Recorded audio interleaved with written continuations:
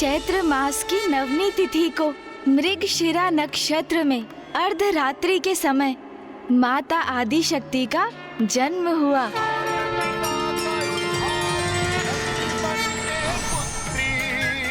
तू है माँ अधिष्ठात्री, है माँ तू है माँ अधिष्ठात्री, ओ माँ तू है माँ अधिष्ठात्री।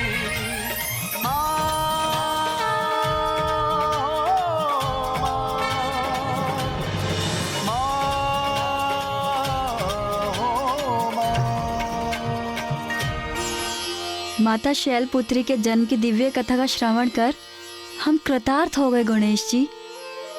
अनंत है माता शैलपुत्री और उनकी महिमा।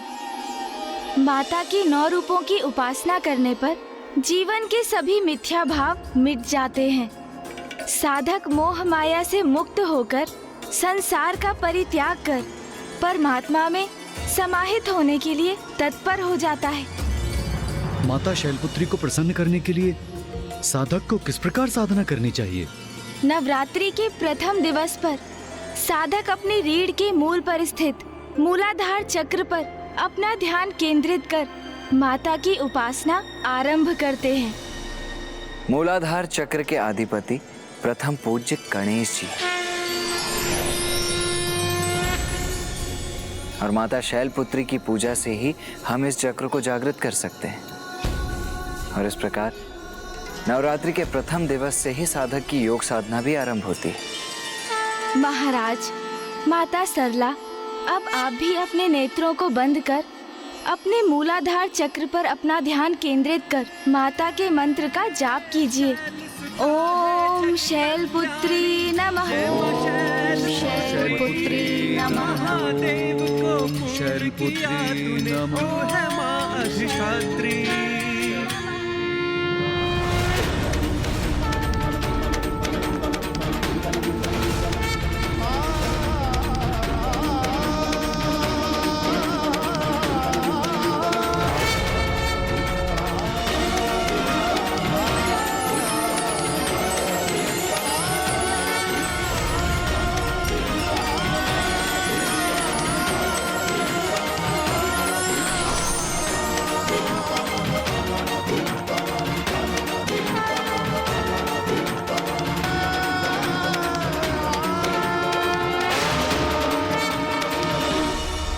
शांति, अपार शांति, सभी चिंताओं से परे, अनुपम, अनूठी, सुखमय शांति का अनुभव हुआ मुझे।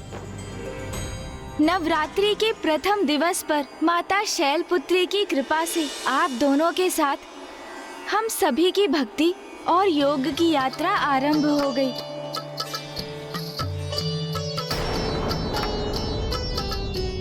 क्या हुआ माता सरला?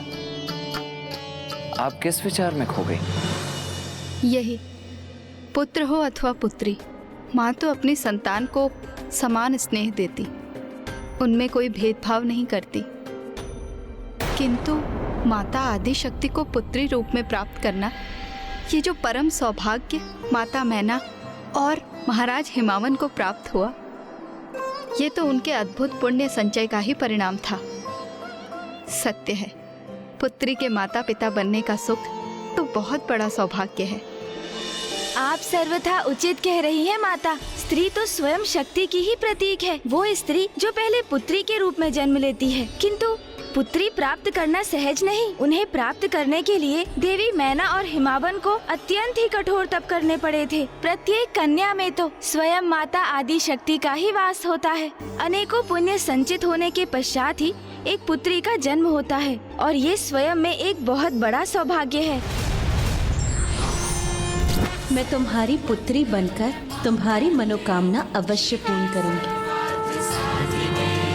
इसीलिए हम कन्या पूजन भी करते हैं। जिनके परिवार में कन्याएं जन्म लेती हैं, वो अत्यंत सौभाग्यशाली होते हैं, क्योंकि उन पर स्वयं माता की कृपा दृष्टि जो होती है। पुत्री को जन्म देकर उसके माता पिता बनना तो स्वयं एक महान पुण्य है। अब आइए आज की आरती संपन्न कर लें।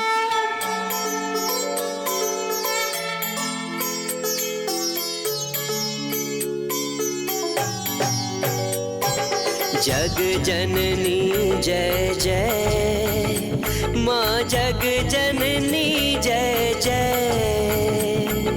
भयहारिणी भवतारिणी, भयहारिणी भवतारिणी, भवभामिनी जय जय, माँ जग जननी जय जय।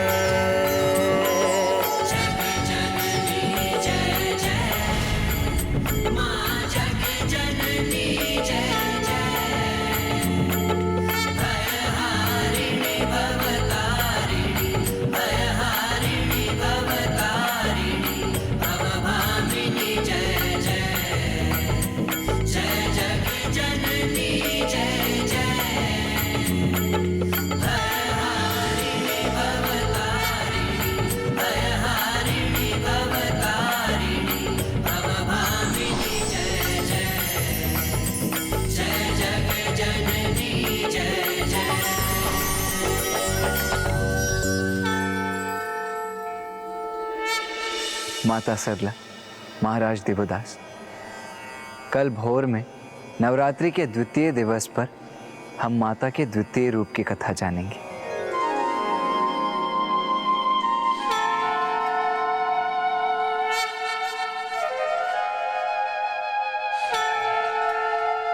माँ वहाँ अकेली है, उनकी पीड़ा विचलित कर रही है मुझे।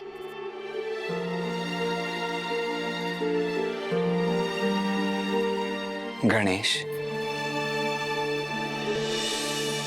तुम्हारी अधीरता का आभास है मुझे गणेश। भैया, हमने अभी माँ के नव रूपों की पूजा आरंभ की है। हमारे मनोरथ के सिद्ध होने में पूजा की संपूर्ण अवधि शेष है अभी।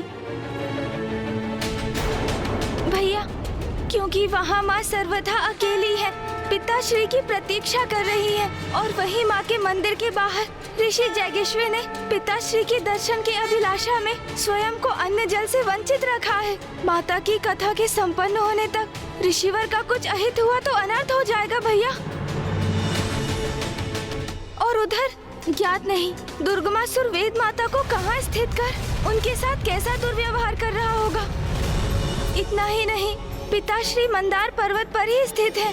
अपने उस वचन के कारण काशी लौटने में असमर्थ है जो उन्होंने राजा देवोदास को दिया था। महादेव, काशी में मात्र एक ही राजा रह सकता है। फिर वो काशी राजा आप हैं अथवा मैं।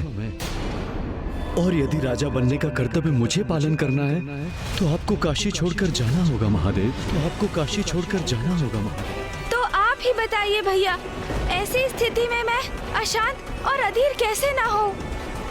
तुम सर्वथा उचित कह रहे हो गणेश।